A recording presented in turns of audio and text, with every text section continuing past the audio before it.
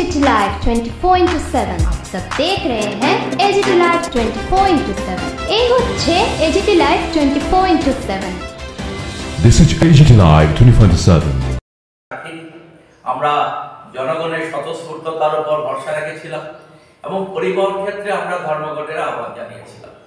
আমরা দেখেছি সকাল থেকে অনেক জায়গাতে পরিবহন ক্ষেত্রে সেখানে গাড়ি ঘোড়া রাস্তায় বের হয়, অনেক জায়গাতে একটা দুটো গাড়ি রাস্তায় কিছুটা অগ্রসর হয়ে গেছে, কিন্তু যাত্রী সাধারণ স্বতঃস্ফূর্তভাবে আজকে এই ধর্মঘটের সমর্থনে দাঁড়িয়েছেন বলে সেখানে জনগণের এই যাত্রী সাধারণের গাড়িগুলো ব্যবহার করা আগ্রহটা কম ছিল। স্বাভাবিক কারণে একটা গাড়ি চালাতে এক জায়গা থেকে আরেক জায়গায় নিয়ে যেতে প্রচুর তেলের খরচা করতে হয়, তার জন্য গাড়িগুলো আবার স্ট্যান্ডে ফিরে আসে।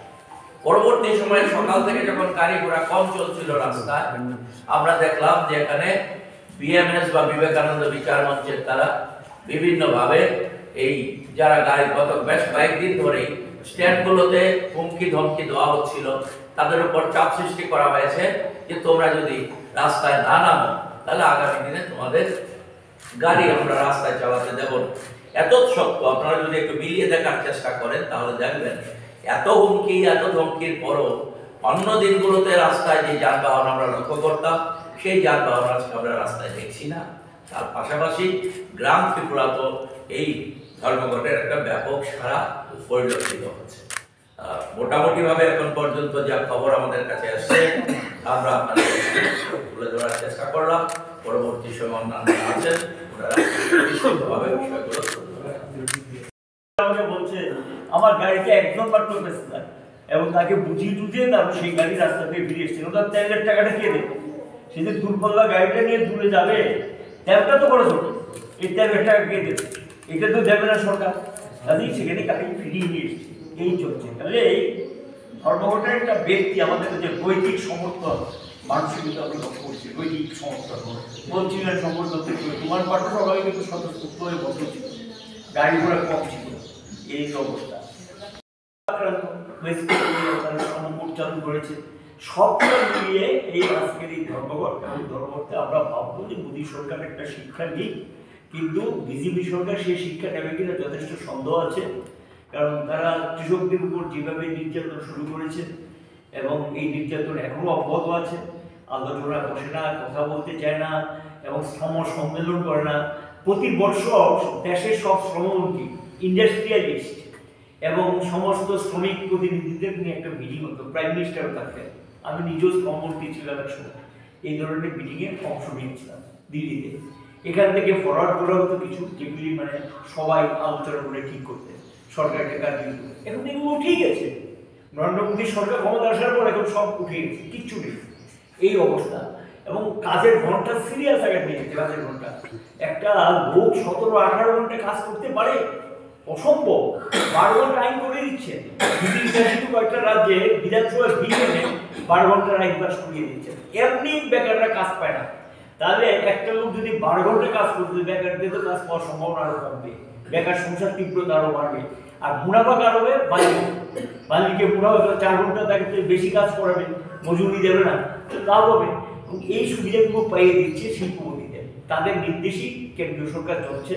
তারই ফলশ্রুতি হিসাবে তাদের ফান্ডে প্রচুর টাকা জমা দেয় নির্বাচনী বৈধরণী পাশ করার জন্য। সুপ্রিম কোর্ট কাল রায় দিয়ে বলে দিয়েছে পরিষ্কার, ট্রেড ইউনিয়ন আন্দোলন, কৃষক আন্দোলন আগে থেকেই তো হচ্ছে, লুটপাট চলছে এবং মানুষের বিরুদ্ধে যুদ্ধ ঘোষণা করছে। এই পরিস্থিতিতে এই ধর্মঘট, আমরা মনে করি এই ধর্মঘটের মধ্য দিয়ে যদি সরকার তার নীতির পরিবর্তন না ঘটায়, বাজেটের যদি নীতির পরিবর্তন নেয়, কোনো নির্দেশিকা নাই, কিন্তু মেইন বাজেটে গিয়ে দেখা যাবে মানুষের জন্য। কারণ কেন্দ্রীয় সরকার বড় লোকদের এত বেশি ছাড় দিয়ে দিয়েছে, বাজেটের চরম ঘাটতি চলছে, রাজ্য ঘাটতি চলছে। এই ঘাটতি পূরণ করার জন্য দেনার পর দেনা, ঋণের পর ঋণ, এত টাকা ঋণ নিচ্ছে ভারত সরকার, আমাদের রাজ্য সরকার এত টাকা ঋণ দিয়েছে। তার বিনিময়ে কোনো পরিকাঠামো তৈরি হয়েছে? কোনো পরিকাঠামো নতুন করে হাত দিয়েছে? পরিকাঠামো যা তৈরি হয়েছিল সেগুলো এখন ভগ্নদশায় আছে। এইরকম পরিস্থিতি, তবে টাকা যাচ্ছে কোথায়? টাকা কাকে দিচ্ছে? বাজেটে বিরাট অংশে টাকা ডাইভার্ট করে দিচ্ছে সমস্ত কাজে, ওই ট্যাক্স মুভ করে নানা কাজে তাদেরকে পাইয়ে দিচ্ছে। এবং এই যে ধরুন এই হেলথ ইন্স্যুরেন্স স্কিমের নামে এগুলো যেগুলি করছে সমস্ত বিমা কোম্পানিগুলো বেসরকারি কোম্পানিগুলিকে কোটি কোটি টাকা পাওয়ার জন্য রাস্তা করেছে। কিন্তু আপনি যখন হাসপাতালে যান চিকিৎসার জন্য এই যে বিভিন্ন স্কিমগুলো ওষুধ পান, ইএসআই একটা স্কিম বিশাল পরিমাণ টাকা পড়েছে। ইএসআই স্কিমে আমাদের রাজ্যে একটা হাসপাতাল, বড় হাসপাতাল হওয়ার কথা এখন হয়নি, এবং সেই হাসপাতালে যারা যায় এখন যেটা ছোট্ট একটা আছে এখানে যখন যায় ওষুধের দোকানে গেলে ওষুধ নেই। কেন এটা হবে? এখান থেকে কিন্তু সেন্ট্রাল গভর্নমেন্ট আমাদের কাছে খবর 60,000 কোটি টাকা জমানো টাকা এখান থেকে হাতিয়ে দিয়েছে, সরিয়ে অন্য খাতে গিয়ে খরচ করে দিয়েছে ইএসআই স্কিমে। তো শ্রমিক তার টাকা কিন্তু তার মজুরি থেকে কে একটা অংশ, মালিকের থেকে একটা অংশ নিয়ে কিন্তু ইএসআই স্কিম। এটা এমন না যে গভর্নমেন্টের এখানে টাকা, এটা কিন্তু তাদের প্রাপ্য অধিকার, এই টাকাটা পর্যন্ত পায়। এই পরিস্থিতি চলছে এবং এই পরিস্থিতি থেকে নিষ্কৃতি পাওয়ার জন্য এই আন্দোলন যদি নীতি না পাল্টায় আমরা খুব শর্ট টাইমের মধ্যে দিল্লিতে ট্রেড ইউনিয়নগুলো বসে হয়তো আমাদের এই স্লোগান দিতে হবে সরকার পাল্টাও। কারণ এই দাবিগুলো সব অর্থনৈতিক দাবি দেওয়ার কথা আমি বলছি। এটা মানুষের জীবন জীবিকার সমস্যা, দেশবাসীর সমস্যা, মানুষের সমস্যা। এই যে নীতিতে বেকার বাড়ায়, যে নীতিতে দারিদ্রতা বাড়ায়, যে নীতিতে মানুষকে না খেয়ে রাতে ঘুমাতে হয়, যে নীতিতে অনাহারে মানুষ মারা যায়, যে নীতিতে বাচ্চা বিক্রি করতে হয় অনাহারি মা, সেই নীতির যদি পরিবর্তন না ঘটায়, এই নীতির পরিবর্তন না ঘটালে রাজনৈতিক পরিবর্তনের স্লোগানে আমাদের নামতে হবে। এবং যে রাজনীতি এই যে সমস্যাগুলো জন্ম দেয়, সৃষ্টি করে এবং বাড়িয়ে তোলে, সেই রাজনীতিকে পরিবর্তন করে একটা সুস্থ সমাজ এবং সুস্থ দেশ, একটা ভালো দেশ অন্তত ন্যূনতম মানুষের সমস্যাগুলো ভাববে, মানুষের অধিকার, সম্মান, মর্যাদা, ইজ্জত ফিরিয়ে দেবে এবং আইনের শাসনটা থাকবে। এই ধরনের একটা অবস্থা তৈরি করার জন্য আমাদের রাস্তার আন্দোলন চলবে এবং এই আন্দোলন আমরা চালিয়ে যাব। দেশবাসীর কাছে যাব, ঘরে ঘরে যাব, মানুষকে বুঝাবো। পরিবর্তন না করলে কেউ বাদ পাবেন না। আপনি করেন বিজেপি, আপনার ন্যায় পাবেন না, করেন আপনি অন্য পার্টি, ন্যায় পাবেন না। শাসক দল আপনার জন্য কি আলাদা দোকান আছে, সস্তা জিনিস পাওয়া যায়? আপনি আপনার ঘরে যে বেকার সন্তানটা আছে তার ছেলে মেয়ে নিশ্চিত কোনো ভবিষ্যৎ দিতে পেরেছে, তারা পারেনি। কাজে স্বাভাবিক কারণে আমরা সকলের কাছে দায়িত্ব বলে যাবো এই লড়াইটা হলো দেশ রক্ষার সংগ্রাম, মানুষকে রক্ষা করার সংগ্রাম। এই সংগ্রামে আমি সবকে এগিয়ে আসবো। এই দেবে সেই দেবে, খালি বিজ্ঞাপন ওপর বিজ্ঞাপন। রেশনে গেলে দেখা যায় সাধারণ যে চাউলটা যে পরিমাণ আগে পাওয়া যেত সেই চাউলটা পায় না, গমটা যে পরিমাণ পাওয়া যেত সেটা পায় না। এবং রেশন ব্যবস্থা অনেকটা সাধারণ মানুষের জন্য হাতের নাগালে বেড়ে যায়। মূল্যবৃদ্ধি বাড়ছে, রেশনিং ব্যবস্থা উপরে নির্ভরশীল হচ্ছে, মূল্যবৃদ্ধি কমাতে ব্যর্থ হয়েছে সরকার। আর লগে স্কিম ওয়ার্কার যারা, তাদের উপর নির্ভর গোটা দেশের স্কিম ওয়ার্কার আজকে রাস্তায়। কেন রাস্তায়? তাদের দিয়ে সব কাজ করানো। এই ত্রিপুরার যে মুখ্যমন্ত্রী অমুক স্কিমের উদ্বোধন, অমুক মন্ত্রীর অমুক স্কিমের উদ্বোধন, কে আসবে? যারা আশা, মিড ডে মিল ওয়ার্কার এবং অঙ্গনওয়াড়ি ওয়ার্কার, হেল্পার, কাজে এমনিতে কাজ করে শেষ হয় না, নানা কাজ করে, তারপর তাদেরকে নিয়ে এসে ভর্তি করে নেওয়া হয়, তাদেরকে দিয়ে এগুলো মানে সমস্ত কাজে স্কিম ওয়ার্কারদেরকে ব্যবহার করা হচ্ছে। আর মাসের শেষে ঠিক সময় মতো পয়সাটা পায় না। পেনশন যে টাকাটা বামের সময় চালু হয়েছিল বামফ্রন্ট সরকারের সময়, সেই টাকাটা ঠিক মতো পায় না, তাদের গ্র্যাচুইটি দেওয়া হয় না। এই অবস্থা তৈরি হয়েছে। বেকার সমস্যা, কাজের নামে একটা ছেলে গুলোই চলছে, ইন্টারভিউ করে ইন্টারভিউ দিয়ে কাজ কিন্তু পায় না। আর মাদকদের দু একটা অফার মেলা করে কিন্তু লোক দেখানো, এটা মানুষকে টুপি পড়ানো এবং বিশাল বেকার লাইন তৈরি করেছে। পরিস্থিতি সমস্ত দিক থেকেই মানুষ এখন আক্রান্ত।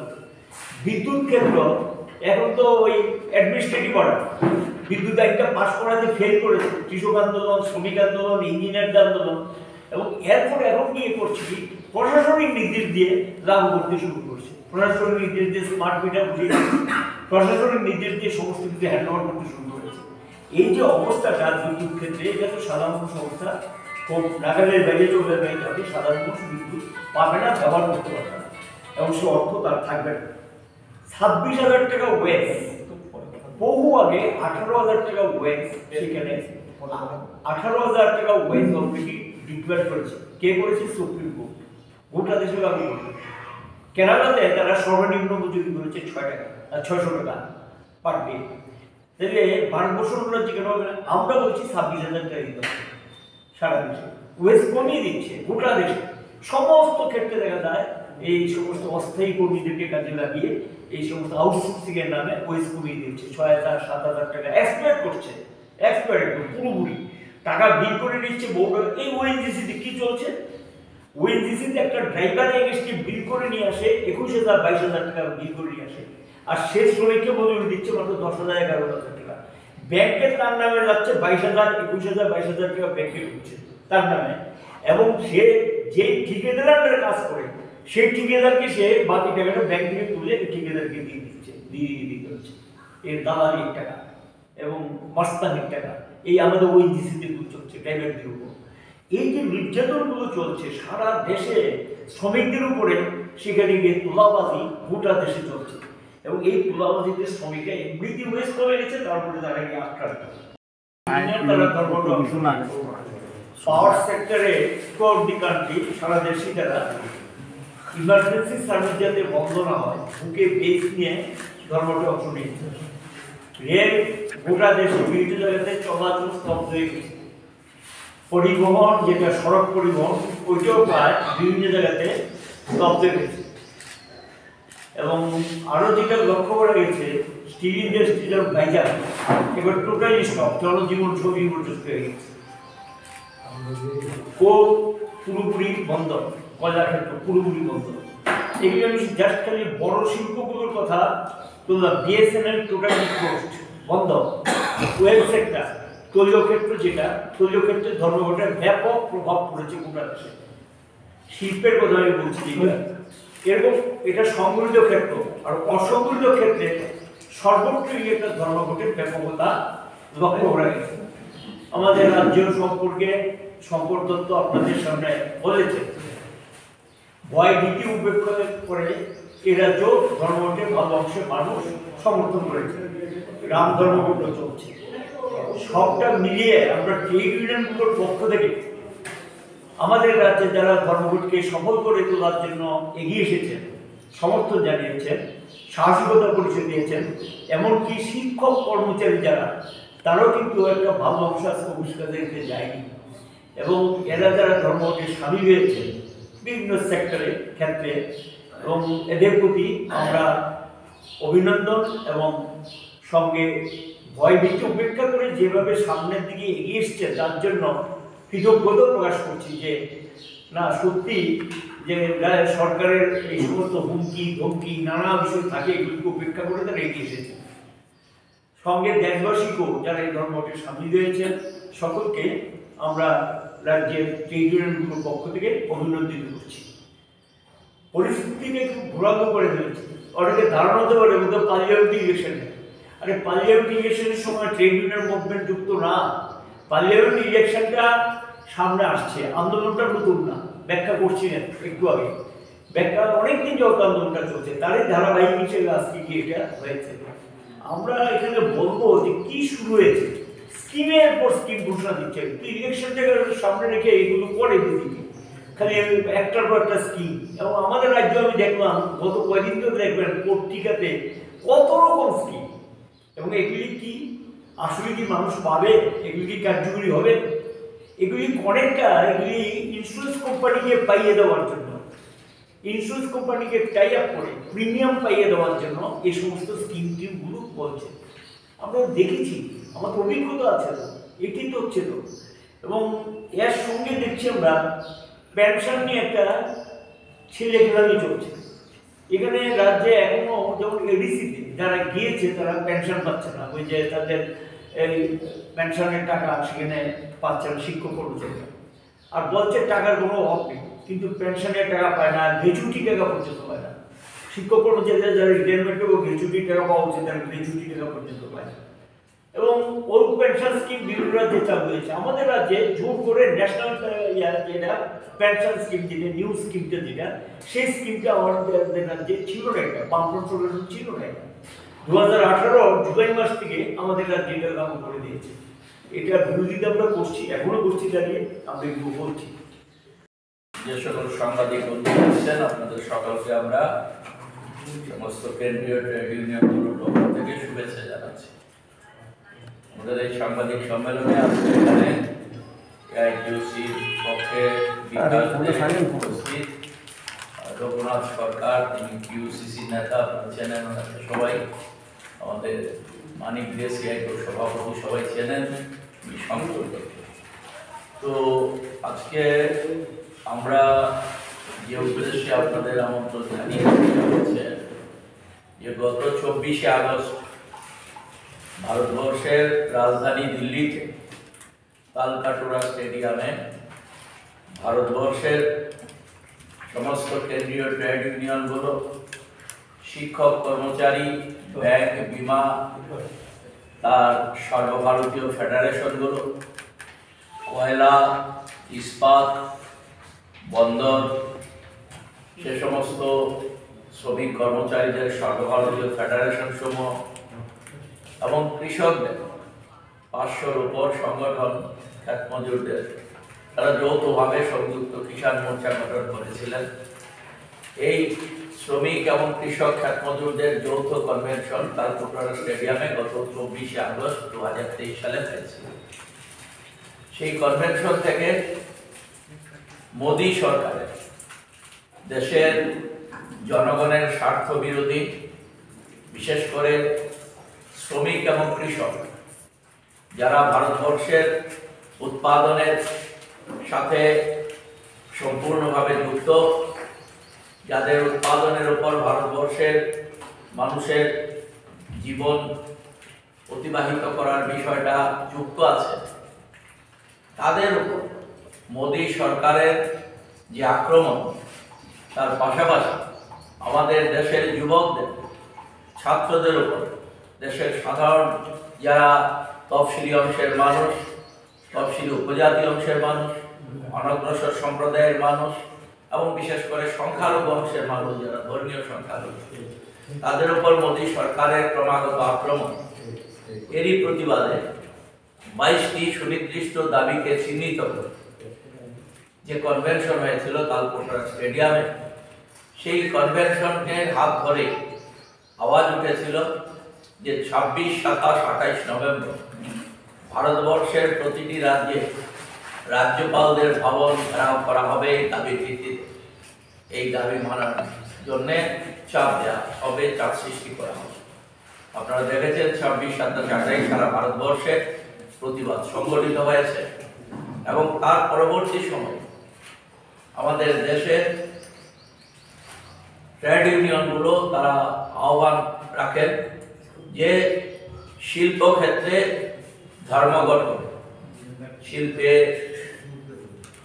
পরিবহন, বন্দর থেকে আরম্ভ করে স্থল, জল, সমস্ত যে পরিবহনগুলো আছে সে সেক্টর, কয়লা ক্ষেত্র, লৌহ ক্ষেত্র, এই সমস্ত শিল্প ক্ষেত্রগুলোতে ধর্মঘটের আহ্বান দেওয়া হয়েছে 16ই ফেব্রুয়ারি। এবং অন্যদিকে আজকের সংযুক্ত কিষাণ মোর্চা তারা যৌথভাবে আজকে গ্রাম ভারত বন্ধের আহ্বান জানিয়েছে। এখন পর্যন্ত ভারতবর্ষের বিভিন্ন জায়গায় যে খবর, দক্ষিণ ভারত থেকে যদি আমরা দেখি তাহলে দেখবো সেখানে তুতিকোরিন বন্দর থেকে শুরু করে অধিকাংশ বন্দরগুলো স্তব্ধ হয়ে আছে। ভারতবর্ষের বিভিন্ন শিল্প ক্ষেত্রগুলো বন্ধ হয়ে আছে, কাজকর্ম থেকে শ্রমিকরা বিরত থেকে প্রতিবাদ সংগঠিত করছেন মোদী সরকারের এই সমস্ত রাষ্ট্রায়ত্ত ক্ষেত্রগুলোকে বেসরকারি হাতে তুলে দেবার যে প্রকল্প মোদী সরকারের, তার প্রতিবাদে সর্বত্র কাজ থেকে বিরত থেকে তারা প্রতিবাদ সংগঠিত করছে। গ্রাম ভারতে আমরা লক্ষ্য করছি গ্রামীণ ক্ষেত্রে মানুষ সমস্ত কিছু স্তব্ধ রেখে এই ধর্মঘটে সামিল হয়েছে। আমাদের ত্রিপুরাতেও আমরা দেখছি যে ত্রিপুরাতে সকাল থেকে পরিবহন ক্ষেত্রে আমরা যদিও সাধারণ ধর্মঘট ডাকি, তা সত্ত্বেও অনেক ক্ষেত্রে আমরা দেখেছি কিছু কিছু বাজারে ক্রেতা বিক্রেতার সংখ্যা কম, দোকানপাট অনেকগুলোই বন্ধ সকাল থেকে আমরা দেখছিলাম সাধারণ ধর্মঘট না থাকা সত্ত্বেও। অর্থাৎ এই ধর্মঘটের প্রতি মানুষের যে